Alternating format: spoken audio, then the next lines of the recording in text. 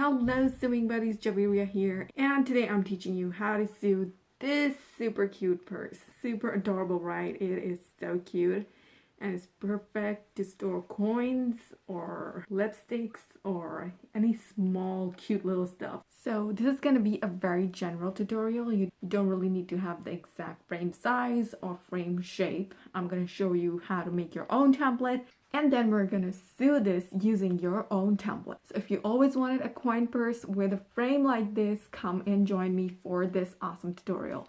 I'm also going to include some links on where to purchase this frame from. So if you don't know where to get it, no worries. You can just use the links below to purchase yours. So get all your supplies and let's begin this super cute project.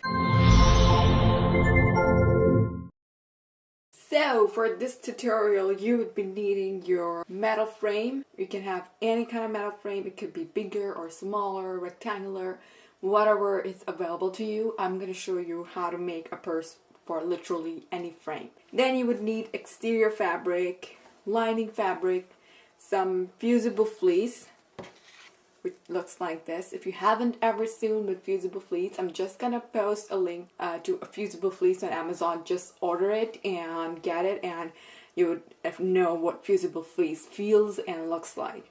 Another thing you would need is interfacing, medium weight, woven or non-woven interfacing. I'm using woven interfacing. It's called woven fuse. If you don't find woven fuse, you can get craft fuse, which is non-woven fusible interfacing. Both are just gonna work fine. And you would also need some white paper, and you would need your sewing supplies. So get all your stuff and let's get started. The first thing you gotta do is trace the outline of this entire frame on your white paper.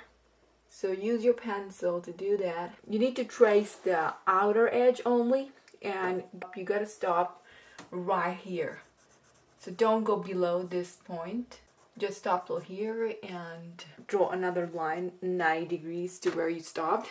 As you can see, I'm not going beyond this point, and I'm leaving behind this edge because this is gonna go inside the bag. So this is what we have so far. Now this was just a rough line. We need to measure it perfectly and draw it once again. So starting from this point where your curved edge ends, measure 0.5 inch and go all the way horizontal and then vertical. Repeat it for the other side. Now this vertical line depends on how long you want your purse to be, so it's totally customizable. Now if you want your purse to be around 4-inch long, then you can just stop till here. But if you want to go further, you want to make it 6-inch long, longer purse, you can go further down. So I want my purse to be around 3 inches, so I'm gonna stop till here. And same goes for the other side. Now we need to make sure that our purse can stand on its own. So what I'm gonna do is draw a horizontal line over here, matching the 2 points. Next, I'm gonna draw another line 1 inch away. So this will help me in making a flat bottom. If you have seen my earlier flat bottom video, you would know how you actually make a flat bottom. It's a very simple thing. So now I have 2 lines over here. This is gonna be my actual line. Now I'm gonna make a flat bottom by drawing a square on either sides. So this is my square, and I need to get this thing cut out. So we're not gonna cut this part out. We're only gonna need this section over here, and this is gonna make our flat bottom so that our purse can stand on its own perfectly. Now we need to draw the seam allowance. One thing you can do is tape 2 of your pencils together and just draw all around. So you can tape 2 of your pencils together and just trace on the line that you drew earlier. So this will give you a 1 by 4 inch seam allowance. Go ahead and do this for the entire pattern. So now we have our actual pattern along with the pattern with the seam allowance. So just to make things easier, use a marker to highlight the lines for the seam allowance so that you know you're supposed to cut over here and not the other side. Now just cut the pattern out on this outer edge. Once you have your main template cut out on the paper, go ahead and cut out 2 exterior panels, 2 lining panels, and 2 fusible fleece. So I like to cut my fusible fleece so that it's 1/2 inch smaller or 1/4 inch smaller than the actual size, as you can see over here, so that it does not come in the seam and make the seam bulky.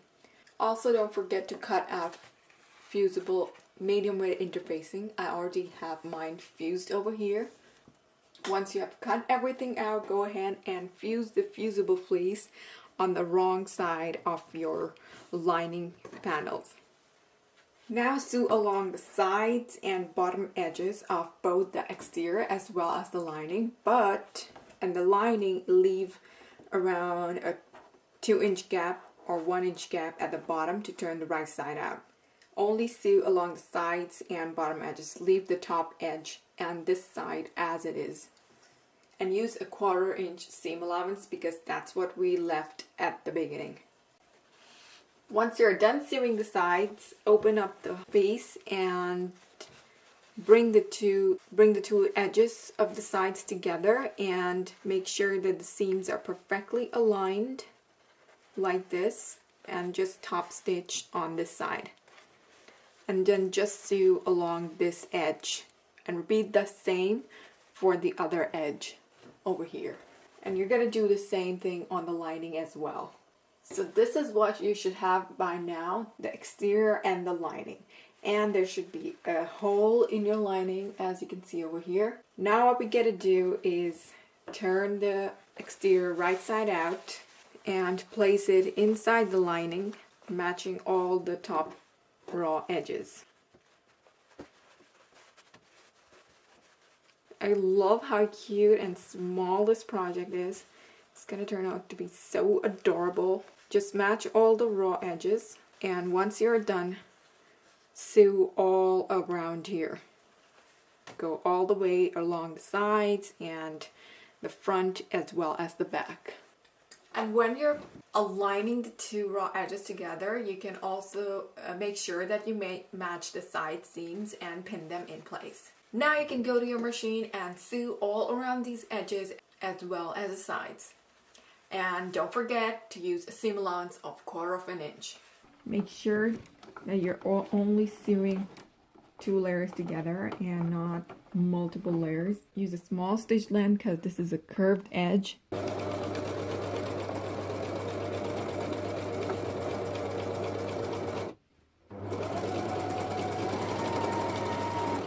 Once you're done sewing the edges, just notch the curved area and trim the seam allowance, and then turn the right side out from the gap that you left behind in the lining. Once you have turned the right side out, use your fingers to poke all the corners. Next, close off this gap in the lining by top stitching over here. Once done, just push the lining inside the exterior and give your entire piece a very nice press to make all the edges look super crisp and super neat. Now the last step is just to use a thread and a needle to attach the frame to the purse. So open up the frame and we're gonna take the thread through these holes that you can see over here.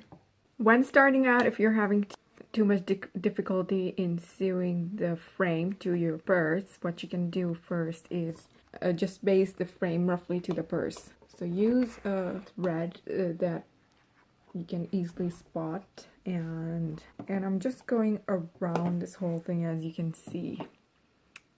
I'm not going through the holes, so this is just to hold the frame and the purse together so that later we can sew them through the hole. You can do this for the entire purse first. Once you have roughly sewn the purse and the frame together, what you can do is take a thread, the actual thread which you would want to sew with. You're gonna take that, and you can also use an embroidery thread if you like. So take this thread and tie a knot at the end, and then just start sewing. It's better to start at the center so that you don't mess things up. So make sure that your frame is perfectly centered, and start from the middle, then go in one of the directions and continue sewing like this till you reach the end. Once you have attached the frame using the main thread, what you can do in the end is just use your seam ripper to rip off this basting stitch thread that you used earlier, but be sure you don't break the main thread. All right, here is our purse all ready to hit the block. So I hope you girls enjoyed this super quick and super cute tutorial. I have several other super fun and quick projects on my channel, so be sure to check them out. Thanks so much for watching. Bye bye.